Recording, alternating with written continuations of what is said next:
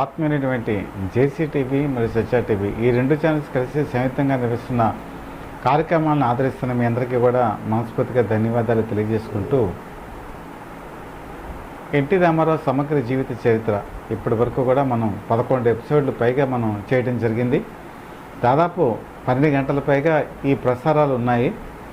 So ఈరోజు కూడా సమగ్ర జీవిత చరిత్రలోని కొన్ని విశేషాలను మీకు అందించడానికి చాలా సంతోషం వ్యక్తం చేస్తున్నాను. చాలామంది ఎన్టీ రామారావు అభిమానులు కానీ, లేకపోతే రాజకీయ పరంగా ఆయన చేసినటువంటి మేలు పొందినటువంటి వాళ్ళు కానీ చాలామంది ఫోన్ కాల్స్ చేస్తున్నారు. ఎన్టీ రామారావు గురించి చాలా విషయాలు, తెలియని విషయాలు మీరు చెప్పడం జరుగుతుంది. ఇంకా మీరు ఈ విషయాన్ని చెప్పండి అని చెప్పి చాలామంది ఫోన్లు చేయటం వల్ల నేను కూడా సంతోషాన్ని వ్యక్తం చేస్తూ, సాధ్యమైనంత వరకు ఆయన సమగ్ర జీవిత చరిత్రలో ముఖ్యమైనటువంటి పాయింట్స్ అన్నీ కూడా క్రోడీకరించి మీకు అందివ్వడానికి నేను ప్రయత్నం చేస్తాను. ఎన్టీ రామారావు కృతజ్ఞతకి మారిపోయారు. తనకి సహాయం చేసిన వాళ్ళు తొలినాళ్ళలో ఎంతోమంది ఉన్నారు. వాళ్ళందరికీ కూడా చివరి వరకు కూడా వాళ్ళని మర్చిపోకుండా వాళ్ళ మీద కృతజ్ఞతాపూర్వకంగా ఉన్నటువంటి ఒక మంచి సుగుణం ఎన్టీ రామారావులో ఉంది. అసలు ఎన్టీ రామారావుకి చలనచిత్ర జీవితాన్ని ఇచ్చిందే ఫస్ట్ చెప్పాలంటే ఎల్వి ప్రసాద్. ఎల్వి ప్రసాద్ మన దేశంలో చిన్న క్యారెక్టర్ ఇచ్చారు. అది యాక్చువల్గా తొలి క్యారెక్టర్. అది కెమెరా ఫేస్ చేయడానికి ఉపయోగపడింది. ఆ కెమెరాకి రెహమాన్ అని చెప్పి కెమెరామెన్. చివరికి ఆ రెహమాన్నే ఆయన తన ఎన్ఐటీ బ్యానర్లో చాలా సినిమాలకి కంటిన్యూ చేశారు. సో ఆ విధంగా రెహమాన్ అంటే అభిమానం ఆయనకి. ఎందుకంటే తన తొలి షాట్ తీసింది కూడా రెహమానే. అలాగే నా దేశం తర్వాత మనం అనుకున్నాం పల్లెటూరు పిల్ల. పల్లెటూరు పిల్లలో బిఎస్ సుబ్బారావు అవకాశం ఇచ్చారు. బిఎస్ సుబ్బారావు మీద కూడా ఆయనకి చాలా గౌరవభావం ఉండేది. తర్వాత వచ్చేప్పటికి షావుకారు అంత పెద్ద ఫైనాన్షియల్గా పెద్ద సక్సెస్ అవ్వలేదు. కానీ ఆ పల్లెటూరు పిల్ల మాత్రం బ్రహ్మాండంగా ఆడింది. మంచి కలెక్షన్స్, రెండు కూడా కొద్ది గ్యాప్లోనే విడుదలైంది. ఎన్టీ రామారావు అంటే ఒక మంచి పేరు వచ్చిన చిత్రం పల్లెటూరు పిల్ల. షావుకారు నేను చెప్పాను, అంత కాసుల వర్షం అయితే కురిపించలేదు, కానీ మోస్తరుగా వెళ్ళింది. సో ఆ విధంగా ఆయన చూసుకుంటే వాళ్ళ banner Vijayavahini banner B Nagireddy, Chakrapani, వీళ్ళిద్దరూ కూడా ఎన్టీ రామారావు చలనచిత్ర జీవితానికి తొలి పునాది వేసింది వీళ్ళిద్దరే అని చెప్పి చెప్పుకోవచ్చు. ఎందుకంటే తొలినాళ్ళలో పాతాళ భైరవి తీసింది కూడా విజయ నాగిరెడ్డి. పాతాళ భైరవి ఆ సినిమాని సూపర్ స్టార్ ఇమేజ్ తీసుకొచ్చింది ఎన్టీ రామారావుకి. సో పాతాళ భైరవి నుంచి కనుక తీసుకుంటే విజయవాహిని సినిమాలో ఏదైనా సరే కాంట్రాక్ట్ బేసిస్లో ఆయన పనిచేసేవారు. మనం చెప్పుకున్నాం కదా, నెలకి 500 రూపాయల నుంచి వాళ్ళు రెమ్యునరేషన్ ఇచ్చుకునేవాళ్ళు, సినిమాకి 5,000 ఇచ్చేవాళ్ళు. అది వాళ్ళ కాంట్రాక్ట్ ఎంతవరకు జరిగిందంటే చంద్రహారం అనేటువంటి సినిమా వరకు ఈ కాంట్రాక్ట్ పద్ధతిలో చేశారు. దాంతో కాంట్రాక్ట్ అయిపోయింది. కాంట్రాక్ట్ అయిపోయిన తర్వాత ఆయన బయట బ్యానర్లో సినిమాలు కూడా చేయటం మొదలుపెట్టారు. ఈ బయట సినిమాలకు చేసేటప్పుడు కూడా ఆయన ఎప్పుడు కూడా తనకి అవకాశం ఇచ్చినటువంటి నాగిరెడ్డి, చక్రపాణిని ఎప్పుడు మర్చిపోలే. మళ్ళీ వీళ్ళు మాయాబజార్ తీసినప్పుడు కూడా మళ్ళీ వచ్చి మాయాబజార్లో ఆయన నటించారు. అక్కడ రెమ్యునరేషన్ బేసిస్. ఈ చంద్రహారం సినిమా యాక్చువల్గా కమలాకర్ కామేశ్వరరావు తీశారు. ఈయన చంద్రహారం సినిమా చాలా ఎక్స్పెక్టేషన్స్ పెట్టుకున్నారు. ఎందుకంటే పాతాళ భైరవి ఇమేజ్ ఎన్టీ రామారావుకి జానపద చిత్రాల్లో అప్పటి వరకు అక్కినేని నాగేశ్వరరావుకు ఉన్నటువంటి ఇమేజ్, అంటే అంతకుముందు బాలరాజు, తర్వాత కీలుగుర్రం, ఇవన్నీ కూడా అక్కినేని నాగేశ్వరరావు జానపద చిత్రాల్లో అప్పటికి నెంబర్ 1 ఆయన. ఎప్పుడైతే ఎన్టీ రామారావు పాతాళ భైరవిలో నటించిన తర్వాత జానపద చిత్రాల హీరో ఎన్టీ రామారావు అని చెప్పేసి పేరు వచ్చేసింది. సో ఆ విధంగా డబ్బులు వస్తాయనే ఉద్దేశంతో చంద్రహారం అనే సినిమాని తీసి చాలా ఊహలు, ఆశలు, ఎక్స్పెక్టేషన్స్ నాగిరెడ్డి, చక్రపాణి పెట్టుకొని వాళ్ళు ఏం చేశారంటే ఏ సినిమా అయినా రిలీజ్ అయిన తర్వాత వాళ్ళు ప్రివ్యూ థియేటర్లోనో లేకపోతే ఇంకోటో ఎక్కడో చూసేవాళ్ళు కాదు. వాళ్ళు ఏం చేసేవాళ్ళంటే ప్రజల మధ్యలోకి వెళ్ళి ప్రజల మధ్య థియేటర్లో కూర్చొని వాళ్ళు నాడిని పరీక్షించేవాళ్ళు. అంటే ప్రజలు ఏమనుకుంటున్నారు, సినిమా ఆడుతుందా ఆడదా అని ఫస్ట్ షో నాడు వాళ్ళు ఎస్టిమేషన్ వేసుకునేవాళ్ళు. ఆ విధంగా వాళ్ళు ఏం చేశారంటే నెల్లూరు వెళ్ళారు. నెల్లూరులో నాగిరెడ్డి గారికి బంధువు ఒక ఆయన ఉన్నారు, వరుసకే పెద్దనాన్న అవుతారు. ఎప్పుడు వాళ్ళు ఏ సినిమా రిలీజ్ అయినా వాళ్ళ సినిమా నెల్లూరు వెళ్ళి నెల్లూరులో సినిమా థియేటర్ చూసి వాళ్ళ పెద్దనాన్నగారి దగ్గరికి వెళ్ళి అక్కడ భోజనం చేసి చక్రపాణి నాగిరెడ్డి మళ్ళీ రిటర్న్ జర్నీ నెల్లూరు నుంచి చెన్నై వెళ్ళిపోయారు. నెల్లూరు నుంచి చెన్నై చాలా దగ్గరే అండి. దాటిన తర్వాత తమిళనాడు బార్డర్ వచ్చేస్తుంది. అక్కడి నుంచి పెద్ద జర్నీ ఉండదు. అంటే అప్పుడు కార్ జర్నీ అంబాసిడర్ కార్లో వెళ్ళిపోయేవాళ్ళు. ఈ విధమైనటువంటి పరిస్థితుల్లో ఈ చంద్రహారం సినిమాకి వెళ్ళారు. వెళ్ళి సినిమా చూశారు. ఇంటర్వెల్ అయింది. ఇంటర్వెల్ అయిన తర్వాత చక్రపాణి బయటికి వెళ్ళారు. ఇంటర్వెల్లో ఈ కాఫీలు అది టీలు తాగడానికి వెళ్తే అక్కడ జనాలు మాట్లాడుకుంటున్నారు. ఏమనంటే ఈ సినిమా ఏం బాగుంది, ఇంతలో కథానాయకుడు అంటే ఎన్టీ రామారావు ఎప్పుడు నిద్రపోతూ ఉండే సీన్లు ఎక్కువ ఉంటాయి. ఈ కథ నిద్రపోతుంది, సినిమా నాయకుడు నిద్రపోతున్నాడు, ఈ సినిమా కూడా నిద్రపోతుంది అని కామెంట్ చేసుకున్నారు. అది విధంగానే చక్రపాణి గారికి అర్థమైపోయింది. దానికే సినిమా మీద అప్పటికే పట్టు తెలిసిపోయింది. వెంటనే నాగిరెడ్డి దగ్గరికి వచ్చారు. మనం వెళ్ళిపోదాం పదండి అని చెప్పి నాగిరెడ్డి గారిని సినిమా థియేటర్లో ఇంటర్వెల్ మధ్యలో తీసుకొచ్చారు. ఏంటి ఏమైంది అంటే ఈ సినిమా ఆడదు, ఎందుకంటే ప్రజలందరూ కూడా దీని మీద పూర్తిగా విరక్తి చెందుతున్నారు. మనం మీరు ఇంటికి కూడా వెళ్ళొద్దు, వెళ్తే వాళ్ళు అడుగుతారు సినిమా ఎలా ఉందని. మరి అలాంటి సినిమా మనం తీసినందుకు మనం కూడా బాధపడాలి, ఆ బాధ మీకు ఉండటం అనవసరం అని చెప్పేసి ఈ చక్రపాణి గారు ఏం చేశారంటే నాగిరెడ్డిని కారెక్కించుకొని ఇంటర్వెల్లోనే వెళ్ళిపోయారు. చంద్రహారం సినిమా పూర్తిగా ఫెయిల్యూర్ అయింది. అది ఎన్టీ రామారావు ఇమేజ్కి చాలా గండిపడింది అది. ఎందుకంటే అప్పటి వరకు పాతాళ భైరవి తెచ్చినటువంటి ఇమేజ్ ఈ చంద్రహారంతో పోయింది. నేను చెప్పాను కదా, కమలాకర్ కమేశ్వరరావు ఆ ఫెయిల్యూర్ సినిమాకి దర్శకుడు ఆయన. ఆ తర్వాత ఆయన పెంకి పెళ్ళామని సినిమా తీశారు, అది కూడా ఫెయిల్యూర్ అయిపోయింది. ఎన్టీ రామారావు కూడా ఫెయిల్యూర్స్ ఏం కొత్త కదండి, ఆయన సక్సెస్లు చూశారు, ఫెయిల్యూర్స్ చూశారు. చాలామంది అభిమానులు ఏమనుకుంటారంటే ఎన్టీ రామారావు అన్ని సక్సెస్లే ఉన్నాయి కదా అనుకుంటారు. కానీ ఎన్టీ రామారావు చలనచిత్ర పరంపరలో ఘోరంగా ఫెయిల్యూర్ అయినటువంటి సినిమా కాడెద్దు ఎకరం నేల అనే ఒక సినిమా ఉంది. అది విజయవాడకి సంబంధించిన నిర్మాత. ఆయన ఎక్కువగా ఆయనకి దాదాపు చాలా రిక్షాలు ఆయన బాడక్కి ఇచ్చేవాడు, రెంట్కి ఇచ్చేవాడు ఆయన, ఆ ప్రొడ్యూసరు. ఇచ్చి మంచి బాగా హుందాగా ఉండేటువంటి వ్యక్తి కాడెద్దు ఎకరం నేల అనే సినిమా తీశాడు.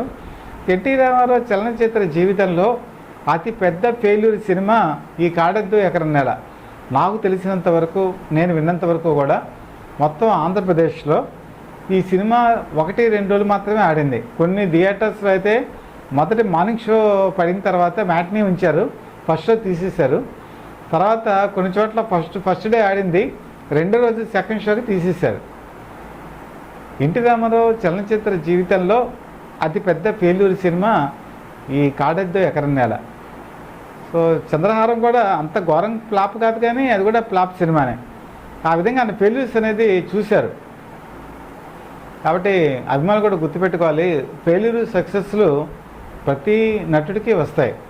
కాకపోతే ఏంటంటే ఫెయిల్యూర్స్ తక్కువ ఉండి సక్సెస్లు ఎక్కువ ఉన్నటువంటి హీరో మాత్రం ఎన్టీ రామారావు. ఎన్టీ రామారావు చలనచిత్ర జీవితంలో ఆయనది సూపర్ డూపర్ హిట్స్ కలిస్తే ఒక 60% వరకు సూపర్ డూపర్ హిట్స్ ఉన్నాయి, ఒక 20% ఏమో హిట్స్ ఉన్నాయి, మిగతాది 20లో ఫెయిల్యూర్స్ ఉన్నాయి, యావరేజ్ ఉంది. అంటే బడ్జెట్ వాళ్ళు రాబట్టుకునేటువంటి సినిమాలు కూడా ఆయన చేశారు.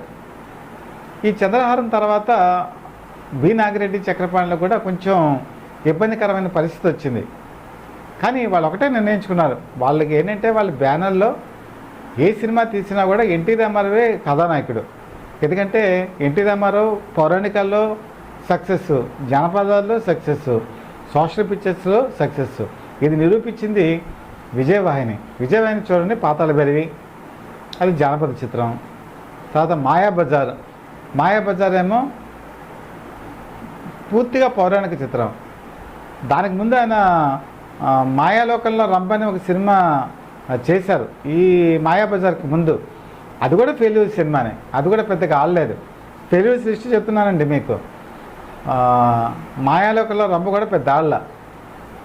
తర్వాత సొంత ఊరు అని చెప్పేసి ఘంటసాల తీశారు, అది ప్రొడ్యూసర్ ఆయన. సొంత ఊరు కూడా భయంకరమైన డిజాస్టర్, చాలా డబ్బులు పోయాయి ఘంటసాలకి ఆ సినిమాలో. అది కూడా ఎన్టీ రామారావుకి ఫెయిల్యూర్ సినిమానే.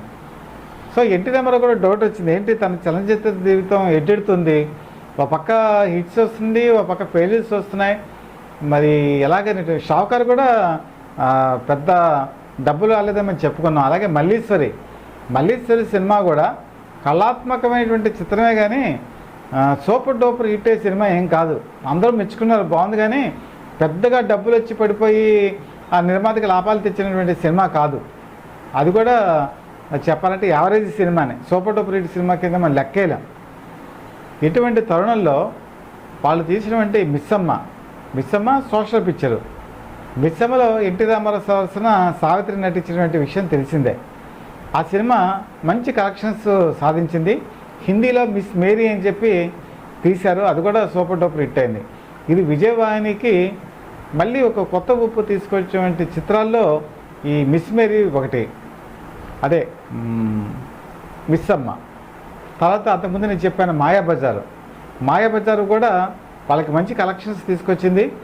ఇంతవరకు చలనచిత్ర పరిశ్రమలో ఏ దర్శకుడైనా ఏ ప్రొడ్యూసర్ అయినా మాయాబజార్ని చూసి నేర్చుకోవాల్సింది చాలా ఉంది. మాయాబజార్ గురించి చెప్పాలంటే ఇప్పుడు 2 గంటల పైన టైం పడుతుందండి. ఎందుకంటే మార్కస్ బాట్లీ కెమెరామెన్, అతను తీసినటువంటి కెమెరా వర్క్ కానీ, లేకపోతే దర్శకుడు కేవీ రెడ్డి చూపించినటువంటి పనితీరు కానీ, ప్రతి ఫ్రేము ర్యాలింగ్ నటన కానీ, మనం చాలాసార్లు ఈ విషయం మీద మన గత ఎపిసోడ్స్లో కూడా చెప్పుకున్నాం. ఇది చలనచిత్ర పరిశ్రమలో ఒక డిక్షనరీ, నిఘంటువు.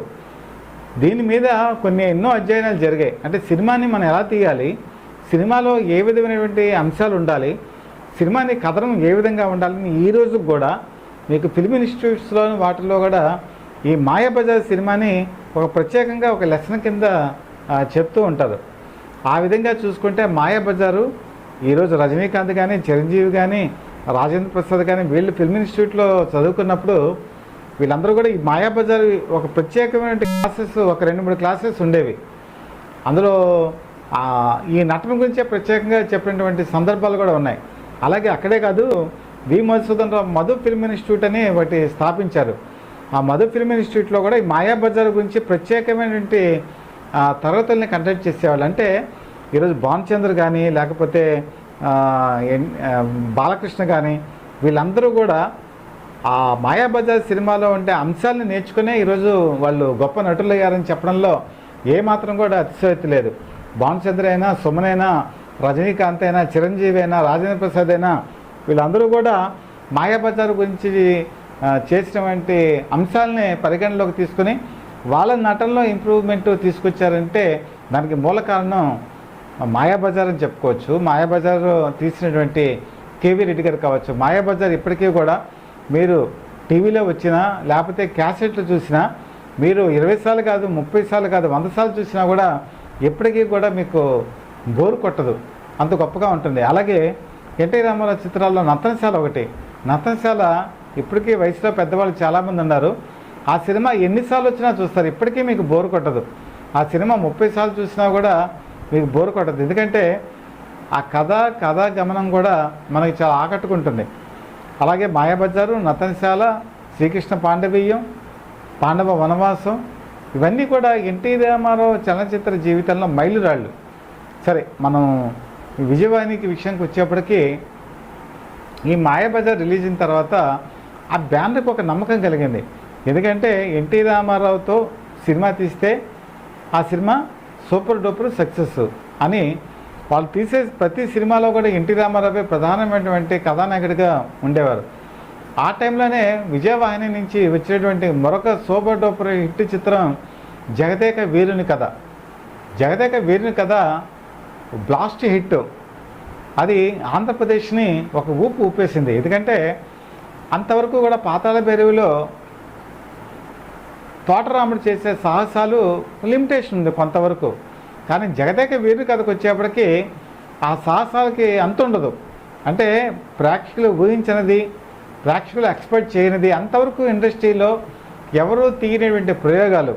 అంటే నాగలోకంకి వెళ్ళటం, తర్వాత దేవతాలోకంలోంచి తీసుకెళ్ళటం. అంటే మనిషి ఊహించుకుంటాడు, దేవలోకంలో ఉన్న వాళ్ళని పెళ్లి చేసుకోవాలని, నాగలోకంలో ఉన్న వాళ్ళని పెళ్లి చేసుకునేది నిజంగా జరిగేది కానీ ఆ సినిమాలో అవన్నీ చూపించేటప్పటికి ప్రేక్షకులు ఎక్కడికో వెళ్ళిపోయారు.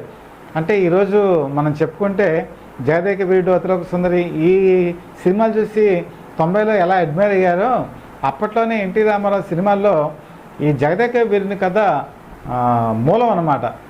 ఆ సినిమా చూసిన థియేటర్లో ప్రజలందరూ కూడా ఎక్కడ ఊహాలోకాలకు తీసుకెళ్ళినటువంటి చిత్రం ఈ సినిమా. ఇది కూడా కేవీ రెడ్డి డైరెక్షనే. ఈ విధంగా విజయవాహినికి ఒక మూల స్తంభంగా నిలబడ్డారు సక్సెస్లో ఆయన. అలాగే విజయవాహిని వాళ్ళు కూడా ఏ సినిమాకు కూడా ఈయనకి ఎక్కువ ప్రోత్సాహం ఇచ్చింది. ఎందుకంటే తొలినాళ్ళలో అవకాశం ఇచ్చారు ఒకటి, తర్వాత ఆయన కెరీర్కి పునాది పట్టడానికి సినిమాలు ఇచ్చారు. మాయాబజారు చెప్పాను కదా, మాయాబజారు, తర్వాత మిస్సమ్మ, తర్వాత గుండమ్మ కథ. గుండమ్మ కథ వచ్చేప్పటికీ ఇక్కడ ప్రత్యేకంగా చెప్పుకోవాలి. గుండమ్మ కథ ఇప్పటికీ కూడా తెలుగు సినిమా ఇండస్ట్రీలో మాయాబజార్ తర్వాత గుండమ్మ కథ ఒక క్లాసిక్ సినిమా. ఆ గుండమ్మ కథని ఇప్పటికీ మన తెలుగు ఇండస్ట్రీలో నాగ చైతన్య పెట్టి, తర్వాత జూనియర్ ఎన్టీఆర్ని పెట్టి, ఇలాగా చాలా రకరకాల కాంబినేషన్లు తీద్దామని నాగార్జున అనుకున్నారు, బాలకృష్ణ అనుకున్నారు, చాలామంది అనుకున్నారు. ఎవరు అనుకున్న రామానాయుడు గారు కూడా ఈ గుండమ్మ కథ సినిమాని తీద్దామని చెప్పి అనుకున్నారు. కానీ ఎవరు ఎన్ని అనుకున్నా కూడా ఆ సినిమా ఎవ్వరు కూడా చేయడానికి ముందుకు రాలా. కారణం ఏంటంటే అందులో ఈ గుండమ్మగా నటించినటువంటి సూర్యకాంతం లేరు. ఆ పాత్రకి చేయదగ్గ వాళ్ళు ఉన్నారు, ఇప్పటికీ లేరని కాదు, ఆ స్థాయిలో చేయదగ్గ వాళ్ళు ఎవరో వీళ్ళకి కనపడలా. ఒకటి. రెండు, ఎన్టీ రామారావు, అక్కినేని నాగేశ్వరరావు. ఎన్టీ రామారావు నిక్కరేసుకొని ఆ సినిమాలో కనపడతాడు ఆయన. అప్పటికే ఆయన మంచి స్టార్, 100 సినిమా అది ఎన్టీ రామారావుకి. అక్కినేని నాగేశ్వరరావు గారికి 99వ సినిమా అది. ఆ సినిమాలో నిక్కరేసుకొని చాలా సింపుల్గా కనపడతాడు. పాటలు సూపర్ డూపర్ హిట్, సావిత్రి నటన అమోఘం. ఒక్కొక్క క్యారెక్టరు చాలా అద్భుతమైనటువంటి రసాలు పండించినటువంటి చిత్రం గుండమ్మ కథ. అది క్లాసికల్ మూవీ. ఇప్పటికీ కూడా ఎవరు కూడా దాన్ని టచ్ చేయడానికి సాహసించరు. గుండమ్మ కథ విజయవాహిని వాళ్ళకి నాకు తెలిసినంతవరకు అదే లాస్ట్ హిట్. అంటే తర్వాత మిగతా బ్యానర్స్లో వాళ్ళు కలిసి తీశారు. అవి సావాసగాళ్ళు ఇవన్నీ కూడా సురేష్ ప్రొడక్షన్స్తో కలిసి సావాసగాళ్ళు తీశారు, అది డబ్బులు వచ్చాయి. కానీ విజయవాహిని సొంత బ్యానర్ మీద తీసినటువంటి సినిమా గుండమ్మ కథ. ఆ సినిమా సూపర్ డూపర్ సక్సెస్. కానీ తర్వాత మాత్రం వాళ్ళకి అపజయాలే వెంటాడాయి ఆ బ్యానర్లో మాత్రం. మిగతా బ్యానర్తో కలిసినప్పుడు వల్లిని విజయాన్ని తీసినప్పుడు వాళ్ళు కూడా కాంబినేషన్ వేరు. అలాగే భైరవ దీపం వాళ్ళ అబ్బాయి తీశాడు, అది వేరే బ్యానరు.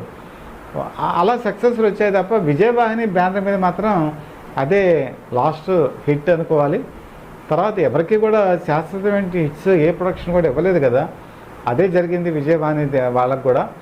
సరే, గుండమ్మ తర్వాత అప్పు చేసి పప్పుకూడు సినిమా, అది కూడా అనుకున్నంత విజయం సాధించలేదు. తర్వాత సిఐడి తీశారు, తర్వాత ఏమో ఉమాచండి గౌరీ శంకర్ కథ తీశారు. అది పూర్తిగా విజయవాహిని వాళ్ళకి డబ్బులు పోవడానికి ప్రధానమైనటువంటి సినిమా ఏంటంటే ఉమాచండి గౌరీ శంకర్ కథ. ఇది కేవీ రెడ్డి డైరెక్షన్. దీని ముందు సత్యహరిచంద్ర సినిమా తీశారు. సత్యహరిచంద్ర కూడా ఎన్టీ రామారావే, అందులో కూడా డబ్బులు పోయాయి. ఇలా వరుసపెట్టి ఎన్టీ రామారావు సినిమాలు దెబ్బతినేటప్పటికీ చక్రపాణి నాగిరెడ్డిలో ఒక అపనమ్మకం వచ్చింది. ఏంటి వరుసపెట్టి సినిమాలు పోతున్నాయి, కారణం ఎవరు అని చెప్పి వాళ్ళు అనుకున్నప్పుడు అంతవరకు కేవీ రెడ్డి డైరెక్టర్. నేను చెప్పాను కదా, పాతాళ భైరవికి డైరెక్టర్ ఎవరు, కేవీ రెడ్డి. అంటే ఎన్టీ రామారావుకి తన నట జీవితంలో ఒక కొత్త రూపు తీసుకొచ్చింది, ఒక మార్గదర్శకంగా నిలిచింది గురువుగారు. ఆయన కేవీ రెడ్డి గురువుగారు, ఎప్పుడు కూడా గురువుగానే భావించేవాడు ఆయన. అలాంటి కేవీ రెడ్డి గారి దర్శకత్వంలో వచ్చినటువంటి ఉమాచండి గౌరీ శంకర్ కథ అట్టర్ ఫ్లాప్. ఇది కూడా వినండి, ప్రేక్షకులు చాలామందికి తెలియదు ఈ విషయం. ఆయన ఫెయిల్యూర్స్ కూడా చూశారు. డబ్బులు నిర్మాతకి అప్పట్లో వాళ్ళకి చాలా నష్టం వచ్చింది. నష్టం వస్తే అప్పుడు చక్రపాణి నాగిరెడ్డి కలిసి ఏ నిర్ణయం తీసుకున్నారంటే, అంతవరకు కేవీ రెడ్డి గారికి విజయవాణి ప్రొడక్షన్స్ వాళ్ళు కారు మాత్రమే ఇచ్చేవాళ్ళు, అంటే కారు ఇచ్చేవాళ్ళు, అంత గౌరవం అంతా ఇచ్చేవాళ్ళు. ఎప్పుడైతే ఉమాచండి గౌరీ శంకర్ కథ అయిపోయిందో ఆయన అంబాసిడర్ గారు ఇచ్చే కారుని విత్డ్రా చేసేసుకున్నారు. అది అప్పుడు కూడా ఆయన ఒక స్టూడియోలో, ఏ స్టూడియో కాదు విజయవాణి స్టూడియోలోనే ఒక షూటింగ్లో ఉన్నారు ఆయన. మధ్యాహ్నం అవుతుంది, ఆ కార్ని విత్డ్రా చేశారు. ఆయనకి వెళ్ళటానికి కాల్ లేదు, ఎందుకంటే ట్యాక్సీలోనో ఆటోలోనో వెళ్ళటానికి ఆయన పెద్ద దర్శకుడు ఆయన కేవీ రెడ్డి. ఎన్టీ రామారావు గారికి విషయం తెలిసింది, ఆయన గురువు గారు వెంటనే ఏం చేశారంటే తన కారుని ఇచ్చి సాయంత్రం పూట ఆయన ఇంటి దగ్గర డ్రాప్ చేయించారు. అది మొట్టమొదటి అవమానం కేవీ రెడ్డి గారికి విజయవాణి వాళ్ళ ద్వారా జరిగింది. ఎన్టీ రామారావు గారిని సర్ది తన కారుతో గౌరవంగా పంపించారు. ఏ మనిషి అయినా సరే విజయం వచ్చినప్పుడు ఇండస్ట్రీ ఏంటంటే ఎప్పుడు కూడా వెనంటి ఉంటుంది, గొప్పవాడు ఉంటుంది, నీ అంత వాళ్ళు లేడంటుంది.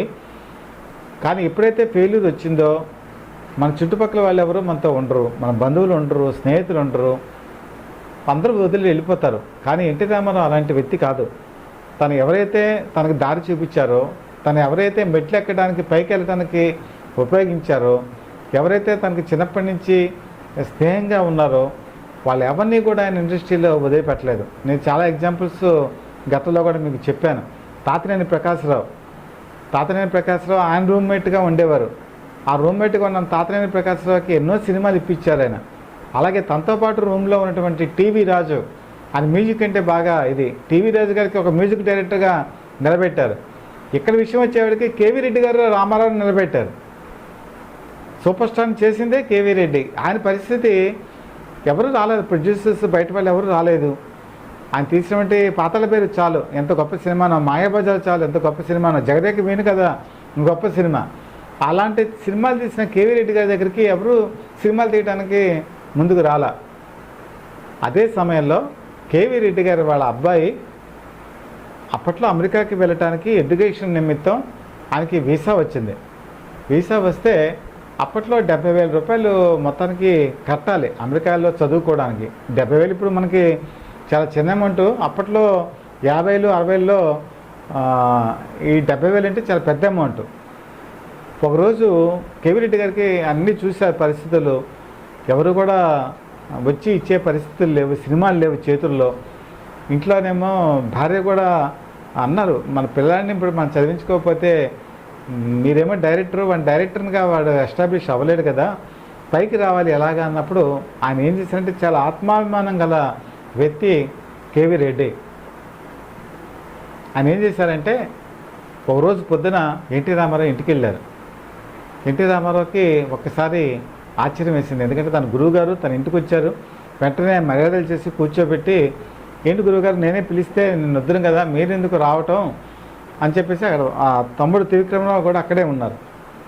ఉన్నప్పుడు ఆయన మొహమాటస్తుడు, ఆయన మొహమాట పడుతూ ఎన్టీ రామారావుతో చెప్పారు, ఇలా మా అబ్బాయిని నేను అమెరికాకి పంపించాలి, ఎడ్యుకేషన్ నిమిత్తం 70,000 రూపాయల వరకు అవసరం ఉంది, ఇంకో 10,000 ఎక్స్ట్రా కూడా అవ్వచ్చు, కానీ నాకు డబ్బులు అవసరం, నాకు నువ్వు కొంచెం డబ్బులు ఇప్పిస్తే నీ డబ్బులు నేను ఫ్రీగా తీసుకోను, నేను నీకు డైరెక్షన్ చేసి పెడతాను, ఈ ఎన్ఐటి ప్యానెల్లో నేను సినిమాకి నేను డైరెక్షన్ చేస్తాను అని అడగలేక అడిగాడు ఆయన. ఎన్టీ రామారావు గారికి కళ్ళల్లో నీళ్ళు తిరిగాయి. ఎందుకంటే తనకి సినిమా భిక్ష పెట్టింది, తన సూపర్ స్టార్ని చేసింది కేవీ రెడ్డి గారు. ఆయన ఒక సినిమా తీస్తే చాలు అని అనుకునేటువంటి నిర్మాతలు ఆయన ఫెయిల్యూర్స్ వచ్చిన తర్వాత ఒక్కళ్ళు కూడా ఆయనతో ముందుకి రాలేదు. అప్పటికి ఆయనకి డయాబెటీస్ ఉంది, వయసులో పెద్దవారు అయ్యారు, ఆ ఐ సైట్ కూడా కొంచెం వరకు దెబ్బతింది ఆయనకి. కాబట్టి ఎవరు కూడా గెలుపు గుర్రాల దగ్గర పరిగెడతారు, కానీ ఎంత ప్రతిభావంతుడైనా వయసు పెద్దదైనా ఫెయిల్యూర్స్ దగ్గర ఉన్న వ్యక్తికి ఎవరు కూడా చిన్నచూపే చూస్తారు. ఇది విధి రాసిన వింత నాటకం. కానీ ఎన్టీ రామారావు మిగతా వాళ్ళలా కాదు, ఒకే ఒక్కడు, ఆ ఒక్కడే ఒక సైన్యం. అందుకనే ఆంధ్రప్రదేశ్ని ఉర్రూతలొగించి రాష్ట్ర ముఖ్యమంత్రి అయ్యాడు. ఆయన చరిత్ర ఎప్పటికీ కూడా చిరస్మరణీయం.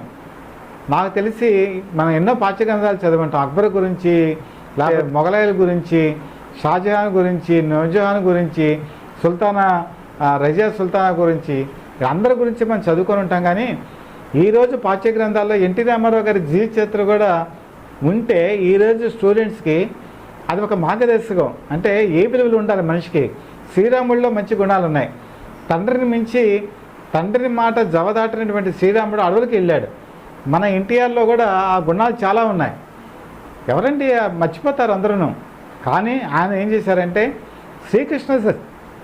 సత్య అనేటువంటి సినిమాని అప్పటికప్పుడు స్క్రిప్ట్ రెడీ చేశారు తన గురువుగారి గురించి.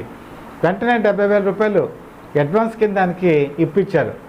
ఇప్పించిన తర్వాత నేను చెప్పాను కదా ఆయన ఆరోగ్యం బాగాలేదు, కానీ ఆయన ఏం చేశారంటే ఫ్రీగా ఇస్తే ఆయన బాధపడతారు. ఆయన దాన ధర్మాల గురించి రాలేదు కాబట్టి గురువుగారి గౌరవం కాపాడాలి. అందుకని ఏం చేశారంటే ఆయన శ్రీకృష్ణ సత్య సినిమా షూటింగ్లో ఆయనకి ఒక మంచి చైర్ ఇచ్చి అక్కడ కూర్చోబెట్టి, ఎన్టీ రామారావు గారు అప్పటికి నేను చెప్పాను కదా ఆయనకి దూరంగా ఉండేటువంటిది కూడా కనిపించట్లేదా ఆ పరిస్థితుల్లో, పూర్తిగా నడవలేని పరిస్థితుల్లో ఉన్నారు. కానీ ఆయన ఊరికే తీసుకోవడం ఇష్టం లేదు, అందుకని ఆయన సినిమాకి వచ్చారు డైరెక్షన్కి. ఆయన కూర్చోబెట్టి ఆయనేమో కెమెరామెన్కి వీళ్ళందరికీ కూడా ఇన్స్ట్రక్షన్స్ ఇస్తూ ఆ సినిమా షాట్ అంతా ఆయనే చూస్తూ ఓకే చేస్తూ, ఓకే చేసే ముందు మాత్రం కేవీ రెడ్డి గారు తెచ్చి గురువుగారు ఇది ఓకేనా మీకు అని అడిగేవారు. ఆయన ఓకే అయిన తర్వాత అప్పుడు ఓకే చేయించేవాళ్ళు. అంటే మొత్తం అంతా ఈయనే చూసుకునేవారు. ఆయన కుర్చీలో పాపం కూర్చునేవారు, ఆయనకు గౌరవం ఇచ్చేవాళ్ళు. ఆయనే ఓకే చెప్పేసేవాళ్ళు కాదు, మళ్ళీ కేవీ రెడ్డి గారి దగ్గరికి వచ్చి ఓకే అని చెప్పమంటారా అండి మీకు ఓకేనా అని అడిగారు. ఇంత మంచి మనసు ఉన్నటువంటి ఎన్టీ రామారావు జీవిత చరిత్రలో ఈ పార్ట్ నాకు తెలిసి చాలామంది ఈరోజు తెలిసి ఉండదు. ఆ విధంగా శ్రీకృష్ణ సత్యాన్ని కంప్లీట్ చేశారు. కంప్లీట్ చేసి రిలీజ్ అయ్యే సమయానికి కేవీ రెడ్డి గారు మరణించారు. కేవీ రెడ్డి గారు మరణించిన ముందు ఎన్టీ రామారావు కేవీ రెడ్డి గారి దగ్గరికి వెళ్ళారు. వెళ్ళి అప్పుడు కేవీ రెడ్డి గారు వాళ్ళ భార్య కింద ఉన్నారు, కేవీ రెడ్డి గారు ఏమో పై అంతస్తులో ఉన్నారు. ఉన్నప్పుడు ఆవిడ చెప్పారట, బాబు నేను ఎక్కువ కాలం మరి ఉండేట్టుగా నేను అనిపించట్లేదు, నా ఆరోగ్యం బాగాలేదు, నేను కోరుకునేది ఒకటే, నేను ఆయనకంటే ముందు వెళ్ళిపోవాలి. ఎందుకంటే ఆయన నేనుండగా చూసింది వేరు, నేను లేకుండా చూసింది వేరు.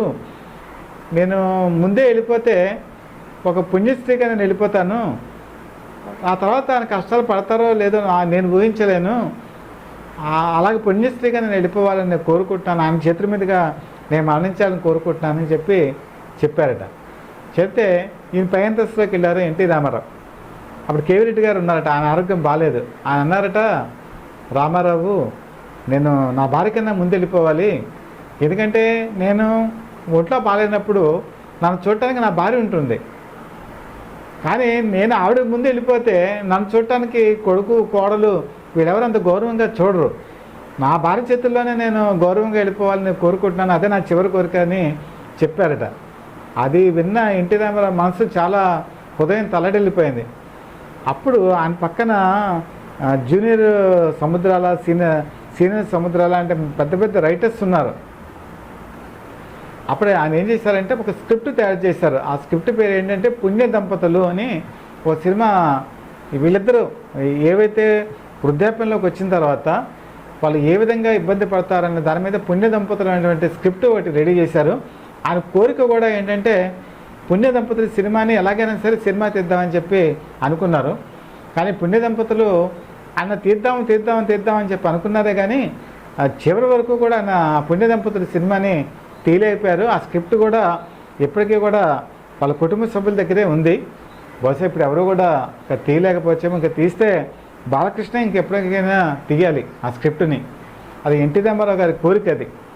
అంతే గురువుగారు జీవిత చరిత్ర అన్నమాట. ఇప్పుడు ప్రేక్షకులు మీరు అర్థం చేసుకోవాలి, తనకి గురువైనటువంటి కేవీ రెడ్డి గారి గురించి ఎంత గౌరవంగా ఎంత మంచి హృదయంతో ఏ విధంగా ఉపయోగపడ్డారు ఎన్టీ రామారావు అనేది మనం కనుక చూస్తే, అప్పటికి ఎన్టీఆర్ సూపర్ స్టార్. ఎన్టీఆర్ ఇంకోటి గురించి పట్టించుకోవాల్సినటువంటి అవసరం ఆయనకున్నటువంటి పరిస్థితులు బట్టి లేదు, ఎందుకంటే బిజీ షెడ్యూల్. కానీ ఆయన ఆ టైంలో కూడా మానవతా దృక్పథంతో తన గురువు గారిని ఇప్పుడైతే మర్చిపోతారులే అండి, ఇప్పుడు గురువు లేదు, ఇంకెవరూ లేరు, ఎవరిని మర్చిపోతారు. ఇప్పుడు మన సినిమా హీరోలో చాలామంది ఆ తొలినాళ్ళలో అవకాశం ఇచ్చిన వాళ్ళని మర్చిపోయిన వాళ్ళు చాలామంది ఉన్నారు, వాళ్ళు పేర్లు చెప్పడం అనవసరం.